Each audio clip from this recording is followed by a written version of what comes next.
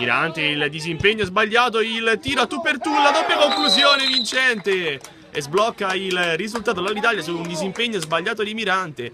Un primo miracolo del portiere avversario di Mazzesi. Sul secondo non ha potuto fare nulla e arriva quindi il gol al 12° minuto di gioco di Masciangelo all'Italia Testaccio, 1-0.